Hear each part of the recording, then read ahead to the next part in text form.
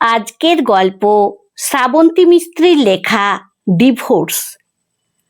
Finally আমার আর সুমনার ডিভোর্সটা হয়ে গেল। সত্যি বলতে আমি কখনোই চাইনি যে এটা হোক, কিন্তু আমি এমন এক পরিস্থিতির সম্মুখীন হয়েছি, আমার ঠিক ভুল বিচার ক্ষমতা সব লোপ পেয়েছে। যাওয়ার সময় ও বলে গেল যে দুঃখ পেও না, তোমার থেকে যা পেয়েছি তা আমার জীবনের সবচেয়ে মূল্যবান জিনিস হয়ে থাকবে। অবাক হয়ে ভাবছি, কি এমন দিয়েছি আমি ওকে দুঃখ ছাড়া? মা ওকে জড়িয়ে খুব কেঁদেছে, বলেছে আমাকেও সাথে নিয়ে যা মা। কিন্তু ও চলে গেল, আর তারপরেই কয়েকটা মাসের মধ্যে আমি বুঝে গেলাম জীবনে কত বড় ভুল করেছি আমি। চাকরি সূত্রে মাকে নিয়ে গ্রাম থেকে শহরে আসা আমার। প্রথম প্রথম খুব অসুবিধে হতো শহরের আদব কায়দা আধুনিকতার সাথে মানিয়ে নিতে। তারপর ধীরে ধীরে অভ্যস্ত হয়ে পড়লাম। মা আর আমার সংসার বেশ ভালোই চলছিল। ছোটবেলাতেই বাবা মারা গিয়েছিল। মা একাই অনেক কষ্ট করে আমাকে বড় করেছে। সারা দিন মা একা বাড়িতেই থাকে। ছুটি পেলে মাকে নিয়ে চলে যায় কোনো এক পাহাড়ের কোলে। মজা করে কাটায় কয়েকটা দিন।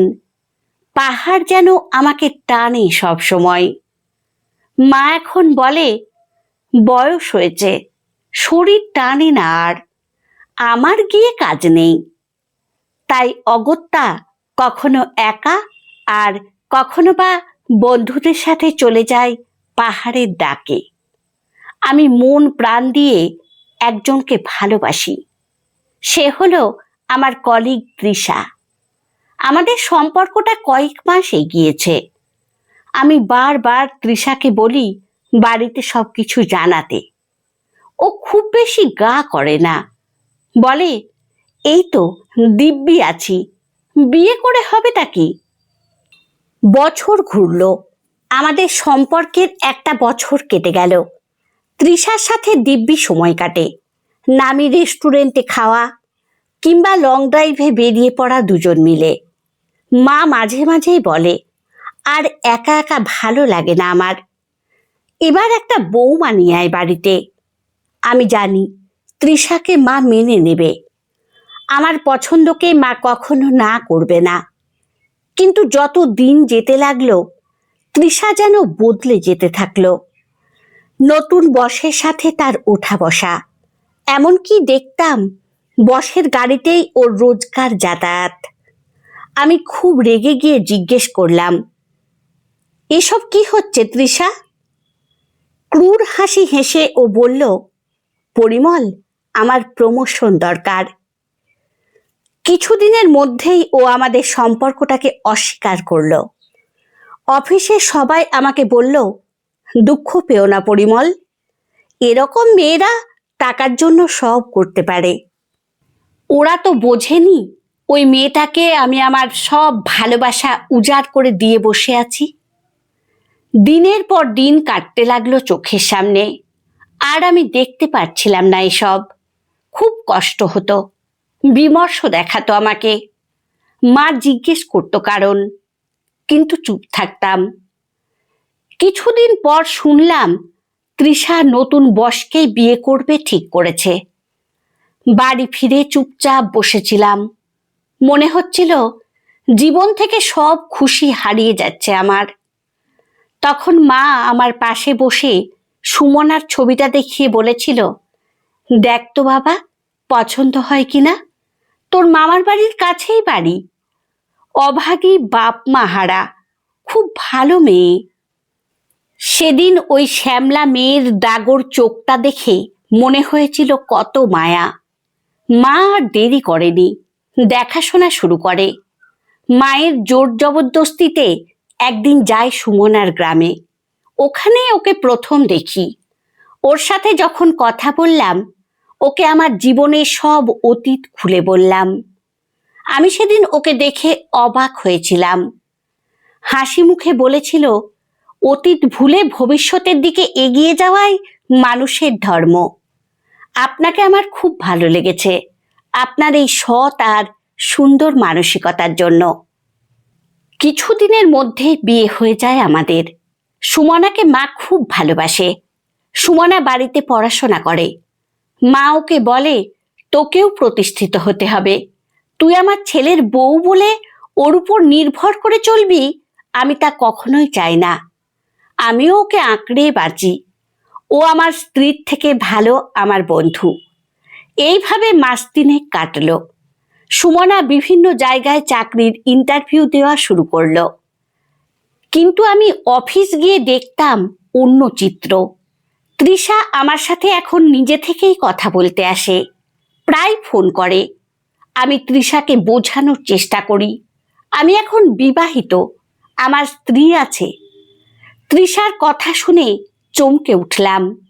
ও বলল, বস নাকি ওকে ঠকিয়েছে। বস নাকি বলেছিল আমার সাথে সম্পর্ক রাখলে আমার বড়সড় ক্ষতি করে দেবে। আমি অবাক হয়ে ভাবলাম, বসের সাথে আমার শত্রুতা কিসের? কিন্তু আমার প্রথম ভালোবাসাকে অবিশ্বাস করতে পারলাম না। তৃষা আমাকে প্রায় দিন বলতে লাগলো, আমরা কি আবার নতুন করে শুরু করতে পারি না? আমি বলতাম, না, অন্যায় হবে তাহলে সুমনার সাথে। ফোন রাখতে বললে সুইসাইড করার ভয় পর্যন্ত দেখাতো আমাকে। এইভাবে আমি খুব অসহায় হয়ে পড়ছিলাম দিনের পর দিন। আস্তে আস্তে সুমনার সাথে আমার দূরত্ব তৈরি হতে থাকলো। একদিন সুমনা বলল, আমি রাতে তোমাদের সব কথা শুনেছি। আমি চাই তুমি খুশি থাকো। তোমরা আবার নতুন করে শুরু করো। তোমায় এইভাবে কষ্ট পেতে দেখতে আমার ভালো লাগে না। সেদিন আমি অবাক হয়েছিলাম মেয়েটার ত্যাগ দেখে। সুমনা বলল, আমি স্বাধীনভাবে বাঁচতে চাই, সংসারের মায়ায় নিজেকে জড়াতে চাই না আর। তোমাকে জানিয়ে রাখি, একটা চাকরি আমি পেয়ে গেছি। আমি ঠিক করেছি কিছুদিনের মধ্যেই এ শহর ছেড়ে দূরে চলে যাব। ডিভোর্স পেপার রেডি করো। আমার সব তালগোল পাকিয়ে যাচ্ছিল। অবশেষে হয়ে গেল ডিভোর্সটা। আমি অনেকবার বলেছিলাম মাসে মাসে টাকা পাঠিয়ে দেব, যোগাযোগটা অন্তত রাখতে। কিন্তু মেয়েটা বড্ড অভিমানী। চলে গেছে সে আমাকে একা করে। এখন মনে হয় সুমনার জায়গাতে আর কাউকে বসাতে পারবো না। সব নিয়ে গেলেও সুমনা একটা জিনিস নিয়ে যেতে ভুলে গেছিল, ওর লেখা ডায়েরি। পড়তেই চোখে জল চলে এলো। কত স্বপ্ন ছিল মেয়েটার আমাকে নিয়ে। আফসোস করতে থাকলাম, কিন্তু তখন অনেক দেরি হয়ে গেছে। কিন্তু এখানেই শেষ নয়। কয়েক মাসের মধ্যে বিনা দোষে তৃষা আমার উপর আনলো শ্লীলতাহানির অভিযোগ। সেই যাত্রায় বস এসে বাঁচালো আমায়। অফিসের কলিগরাও আমার পাশে দাঁড়ালো। বস মানুষটা যে এত সরল আমি ভাবতে পারিনি। তিনি প্রমাণ করলেন তার সাথেও এইভাবে তৃষা তার সমস্ত সম্পত্তি আত্মসাৎ করতে চেয়েছিল। বস বুঝে যাওয়ায় বেঁচে গেছেন। মা কেঁদে বলল, বাড়ি থেকে আমার লক্ষ্মী চলে গেছে। তৃষাকে উপযুক্ত শাস্তি দেওয়ার ব্যবস্থা হলো। এরপর কেটে গেছে 25টা বছর। আর নতুন করে সংসার করার স্বপ্ন আমি দেখিনি। মায়ের মৃত্যুর পর বড় একা হয়ে পড়েছি। সময় কাটে সুমনা আর ওর ডায়েরির লেখা পড়ে। বয়সের তুলনায় যেন একটু বেশি বুড়িয়ে গেছি আমি। কিন্তু ওই পাহাড় যে আজও আমায় টানে। একবার পাহাড়ে উঠতে গিয়ে বেশ হাঁপিয়ে পড়লাম আমি। তখনই দেখলাম এক উজ্জ্বল তরুণকে। ছুটে এসে বলল, আঙ্কেল, আপনার কষ্ট হচ্ছে? পাথরের উপর বসিয়ে জল খেতে দিল। ছেলেটার সাথে আলাপ হয়ে বেশ ভালো লাগলো। বলল, জানেন আঙ্কেল, এই পাহাড় আমাকে টানে, তাই ছুটি পেলেই মাকে নিয়ে চলে আসি। আমি বললাম, আর বাবা? ছেলেটা বলল, বাবা তো নেই। ছেলেটার মধ্যে যেন নিজের তরুণ বেলাকে খুঁজে পেলাম। যে কদিন ছিলাম প্রায় দিনই দেখা করতাম ছেলেটার সাথে, বলে যেতাম নিজের জীবনের সব কথা। বলতাম আমি এই বয়সে কতটা একাকী, অসহায়। আমি জিজ্ঞেস করেছিলাম, তোমার মা কি বেরোন না?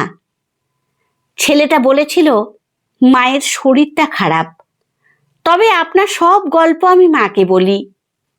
চলে যাওয়ার সময় খুব কষ্ট হলো। কদিনে ছেলেটার উপর বড় মায়া পড়ে গেছিল। কয়েক সপ্তাহ পর ছুটির দিনে বারান্দায় বসে খবরের কাগজ পড়ছি। দেখলাম একটা গাড়ি এসে থামলো বাড়ির সামনে। এগিয়ে গিয়ে যা দেখলাম বিশ্বাস করতে পারছিলাম না। আমার সামনে দাঁড়িয়ে সুমনা। বয়স হয়েছে বটে, কিন্তু ওই কাজল কালো চোখ দুটো আগের মতোই মায়াবী। বলল, আমি ভেবেছিলাম তুমি তৃষার সাথে দিব্যি সংসার করছো, কিন্তু পাহাড়ে গিয়ে আবিরের মুখে তোমার কথা শুনে খুব কষ্ট হলো। মনে হলো এখন আমাকে আর আমাদের ছেলেকে তোমার খুব দরকার। আমাদের ছেলে? অবাক হয়ে জিজ্ঞেস করলাম। সুমনা বলল, হ্যাঁ, আমি তো যাওয়ার সময় বলেই গেছিলাম তোমার কাছ থেকে একটা খুব দামি জিনিস নিয়ে যাচ্ছি। দেখলাম পাহাড়ে দেখা সেই সুদর্শন তরুণ নেমে এলো আমার দিকে। এসে মুচকি হেসে বলল, তাহলে আঙ্কেল আপনি আমার বাবা, তাই তো? জড়িয়ে ধরলাম ছেলেকে। আমাদের দুজনের চোখে জল। আমি কখনো ভাবিনি যে পাহাড়ের প্রতি আমার এত আকর্ষণ, সেই পাহাড়ই আমাকে শেষ বয়সে ফিরিয়ে দেবে আমার পরিবার। ছেলে বলে উঠল, বাবা, অনেক দূর থেকে গাড়ি চালিয়ে এসেছি, একটু বিশ্রাম দরকার। তোমরা এখন তোমাদের এতদিনের রাগ অভিমান মেটাও। গল্পটি আপনাদের কেমন লাগলো অবশ্যই কমেন্টে জানাবেন। ভালো লাগলে লাইক ও সাবস্ক্রাইব করে পাশে থাকবেন। ধন্যবাদ।